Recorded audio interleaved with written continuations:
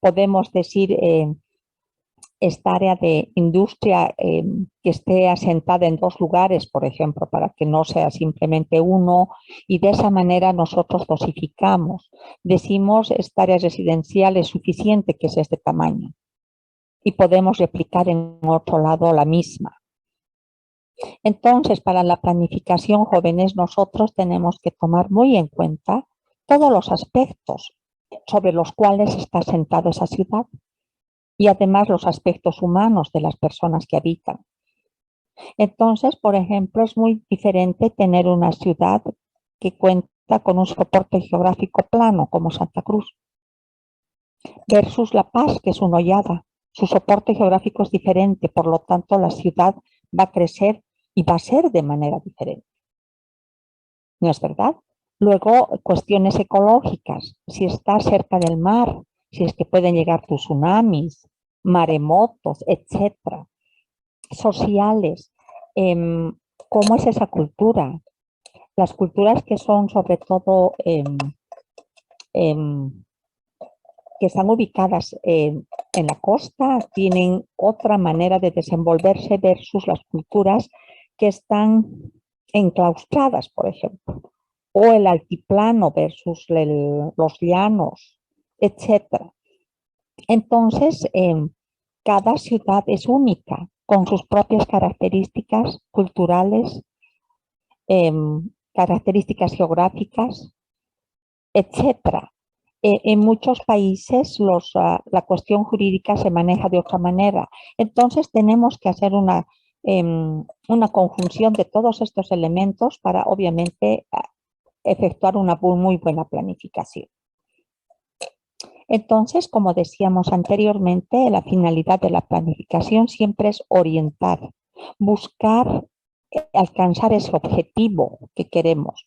Y ese objetivo normalmente es integral porque es para toda la ciudad, no es solamente para los que tienen, por ejemplo, ingresos medios o ingresos altos. Es para todos porque la ciudad es de todos, ¿no? Entonces, como decíamos anteriormente, la planificación tiene un carácter multidisciplinario porque varias disciplinas van a participar en ellas. Entonces, nosotros, de acuerdo al factor tiempo, nosotros podemos hablar de 3 niveles de planificación: a corto, a mediano y a largo plazo. Y cuando hablamos y tomamos en cuenta el factor espacio, podemos hablar de planificación a nivel internacional, nacional, regional, etc.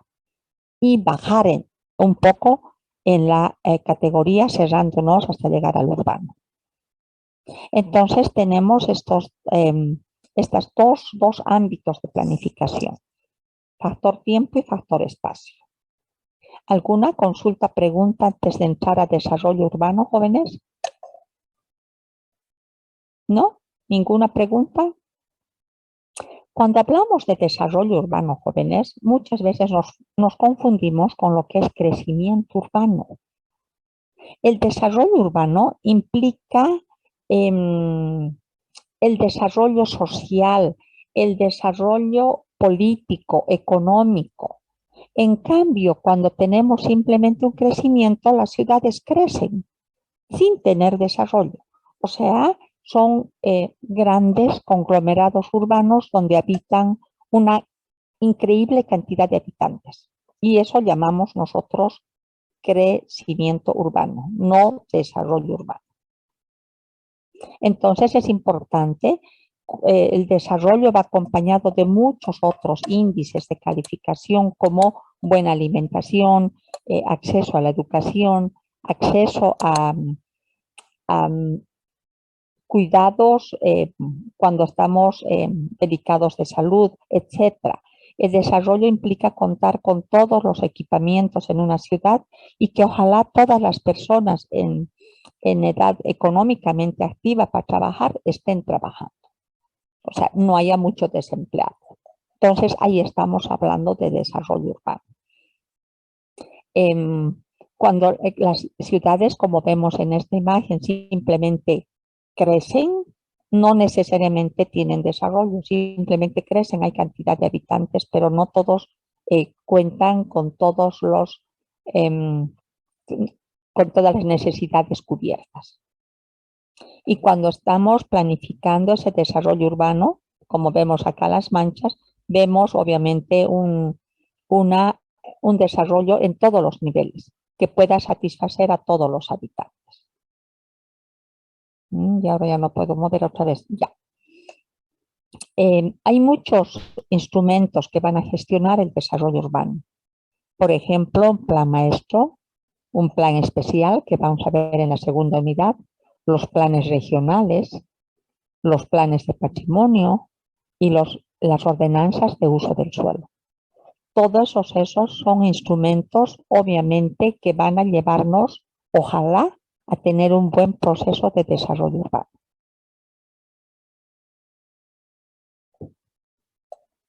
¿Está claro, jóvenes, la diferencia entre desarrollo y crecimiento? ¿Aló? Claro, Arqui. Gracias. Cuando las ciudades simplemente crecen, jóvenes, muchas veces crecen con falta de servicios básicos. Es una masificación increíble de personas y una densificación bastante elevada, sin cubrir, como les decía, todos los requisitos para tener un buen vivir en ese asentamiento.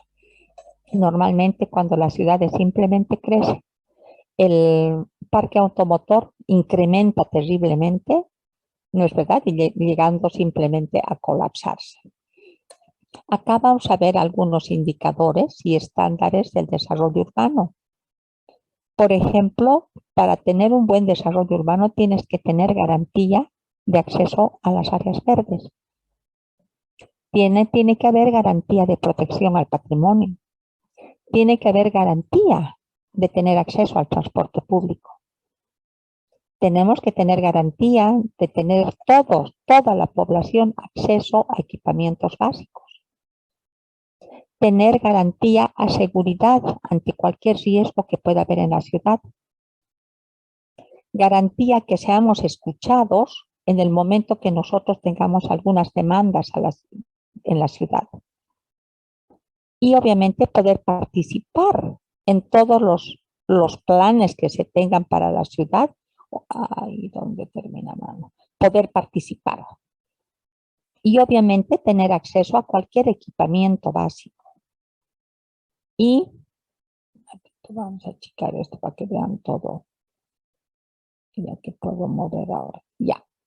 Y tener garantía, decíamos, a la no contaminación urbana. Que haya alguna reducción de la contaminación urbana y finalmente garantía a que toda la población en esa ciudad pueda vivir en diversidad, integrarse, que no haya urbanizaciones solo para los que tienen ingresos altos o ingresos medios, sino que haya una integración en la diversidad. Entonces, estos son los parámetros e indicadores de desarrollo urbano. Cuando hablamos de crecimiento urbano, simplemente, como decíamos antes, el crecimiento es físico. Hay falta de servicios, como les decía, el parque automotor incrementa y muchas veces hay contaminación ambiental, etcétera. Se dan muchos problemas respecto a lo que es la provisión de agua y de servicios. ¿Alguna consulta, pregunta? Cuando hablamos de desarrollo urbano sustentable, jóvenes, estamos hablando de un desarrollo en el cual la cuestión social y económica sea bastante equitativa. Que el medio ambiente, ¿no es verdad?, esté en total concordancia con las actividades económicas que estamos haciendo. Y que el medio ambiente también juegue un rol importante dentro de lo que es la sociedad, para que tengamos una ciudad vivible. Una ciudad que permita que todos los habitantes puedan satisfacer sus necesidades. Que tengamos mucho cuidado del uso del agua, seleccionar la basura, es vivir en un equilibrio constante entre el uso que hemos hecho de ese medio físico para implantar la ciudad y todo el ambiente natural que debe estar inserta dentro de la ciudad y la que nos rodea. Y obviamente lo que todos perseguimos es un desarrollo urbano sustentable. El mismo es un compromiso constante que los habitantes tenemos que tener, ¿no es verdad?, acerca del equilibrio en el crecimiento de las ciudades, de la armonía que debe haber entre todas las necesidades que tengan todos los habitantes de la ciudad. Y obviamente es aquel que va a promover la sustentabilidad de los recursos humanos, naturales y financieros. Si no hay ninguna consulta, pasaríamos a definir qué es ciudad. ¿Si hay alguna consulta? Sí, adelante. Ya nos estamos quedando otros 10 minutos de tiempo. 10, ya. Terminaremos lo que es ciudad y luego nos despediríamos para continuar la próxima clase. Entonces, gracias, Sus. Entonces, ¿qué es ciudad? ¿Cómo nosotros definimos una ciudad? Sabemos que una ciudad, jóvenes, alberga muchas funciones, ¿no es verdad? También podríamos decir que la ciudad es un espacio de consumo. Unos consumen una cosa, otros otra cosa. Algunos que les gusta ir al cine, pues consumen ese tipo de espectáculos. Algunos que les gusta ir a comer afuera, pues entonces consumen ese tipo de actividades que les ofrece la ciudad. En la ciudad, jóvenes, normalmente contiene una población heterogénea porque vienen de distintos ámbitos, de distintos lugares. Y obviamente tenemos contactos entre los menonitas, nosotros, los italianos que puede haber en Santa Cruz, los croatas, etcétera, etcétera, ¿no? Una ciudad cuenta con todo el equipamiento necesario en todos sus niveles. Y obviamente las características de la morfología del paisaje construido es aquel que va a mostrar una continuidad y contigüidad. O sea, no hay espacios verdes, o sea, no hay espacios de campo, de agricultura dentro de lo que es la ciudad. Obviamente va a haber espacios verdes, de vegetación, de parques, pero lugares donde se pueda hacer actividades de campo, que se hacen normalmente en el campo de producción, no va a haber en la ciudad. Entonces, jóvenes, la ciudad ha sido estudiada desde hace mucho tiempo bajo distintos enfoques. Entonces, nosotros podemos estudiar la arquitectura de la ciudad, la morfología de la ciudad, etc. Podemos estudiar el diseño de la ciudad. Los sociólogos estudian nuestros comportamientos, cómo nosotros nos comportamos en una ciudad. ¿Por qué ocurren esos grupos que se hacen entre la juventud, por ejemplo? ¿Por qué sucede eso en la ciudad? ¿Por qué tenemos, por ejemplo, mucha población ocupada en actividades informales de venta en la calle? Eso estudia la sociología. La economía urbana, jóvenes, estudia todas las actividades económicas que se realizan en la ciudad, de qué manera esa economía de esa ciudad es robusta o no es robusta, etc. Y la demografía, a través de las estadísticas, estudia cuáles han sido los cambios en el tejido urbano. Por ejemplo, en Santa Cruz, a partir de los 70 ha habido un crecimiento inusitado de habitantes, ¿no es verdad? Entonces, nosotros con los censos y todos los datos que nos dé los datos que tengamos, ¿no?, de los censos que se efectúan, podemos saber por qué muchas ciudades crecen tan rápido y muchas ciudades se desocupan. Producto de qué situaciones económicas la gente migra, por ejemplo, a Chile o ha migrado a España. Asuntos geográficos como que el soporte geográfico en cada ciudad es diferente y eso obviamente tiene una fuerte incidencia en la forma y en el diseño de la ciudad. La parte ecológica, o sea, si la ciudad está cerca de unos ríos, si es que está cerca de unos parques, acuíferos, etc. También se estudia a través de la política, ¿no es verdad? O sea, ¿qué movimientos han hecho, por ejemplo, del 3% en Santa Cruz, que comencemos a recibir más ingresos producto de esos conflictos que se dieron o de esas reivindicaciones en Santa Cruz? La administración, o sea, cómo la ciudad se administra, cómo ha sido administrada, por quiénes ha sido administrada, qué movimientos se han dado, etcétera. Y el derecho de qué es lo correcto, o sea, la parte legal en la ciudad, la cuestión de los retiros, la cuestión de asentamientos, de propiedad, etcétera. Entonces, la ciudad, jóvenes, es producto del estudio a través de todos estos enfoques. Nosotros podemos estudiar el fenómeno urbano a través de la demografía o a través de cualquiera de estos enfoques. O sea, cada una de estas disciplinas que vemos acá van a utilizar diferente tipo de métodos para estudiar la ciudad y entender por qué una ciudad tiene un comportamiento que no es replicable en las otras ciudades. Por eso decimos que cada ciudad es única. No hay una ciudad que se pueda replicar en otro lado. Cada una tiene distintas connotaciones si es que hacemos este tipo de análisis de la ciudad.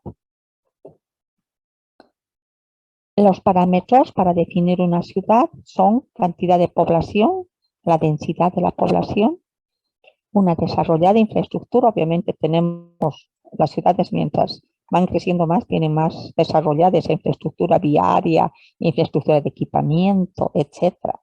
Podemos contar con todos los servicios y obviamente hay un predominio del área habitacional, ¿no? Y la morfología de la ciudad no es la misma que la morfología que vemos en el campo, ¿no? Porque en la ciudad la densidad es mucho mayor. Entonces vamos a quedar en esta diapositiva 31, yo voy a anotar y vamos a continuar la próxima clase. Pero si hay alguna consulta, pregunta, jóvenes, por favor la hacen ahora. Ya, estoy anotando que nos estamos quedando en la diapositiva 31 para que continuemos la próxima clase. Si hay alguna consulta, pregunta. Yo quisiera hacer una pregunta. Adelante. ¿Cuál sería la diferencia entre el área rural y el área urbano con respecto a las necesidades, por ejemplo, de electricidad y de agua potable? En realidad las necesidades de electricidad, la electricidad es fácil de vender, o sea, no hay problema. Se puede llevar y obviamente es necesario, ¿no? En el área rural y urbana. Es necesario. Y no es tan complicado de poder hacer llegar la red de electricidad. La que es complicada es el agua, que normalmente por eso a través de la historia, todos los asentamientos que se han dado en las primeras civilizaciones han sido en función a un lugar del cual se puedan proveer de agua, ¿no es verdad? Por eso la mayoría de los asentamientos estaban cercanos a un río. ¿Te acuerdas? Cuando has hecho la SAT. Ay, no me acuerdo, 101 creo que es. ¿Te acuerdas? ¿Aló? Antes que Sí, se nos Alki. corte. ¿Recuerdas? Los asentamientos se daban de esa manera, ¿no es verdad? Entonces, la provisión de agua es muy importante. Siempre buscamos algunos lugares donde hayan vertientes, acuíferos en el área rural, de donde podamos, obviamente, proveernos de agua. Y en el área urbana también. Por ejemplo, en Santa Cruz, diapositiva 81, un cachito. Nosotros nos proveemos de todos los acuíferos del Urubó y por eso tememos que con esos asentamientos que se están dando, que es unas islas inconexas, etcétera, estén dañando los acuíferos con esas urbanizaciones mal abierto, etcétera.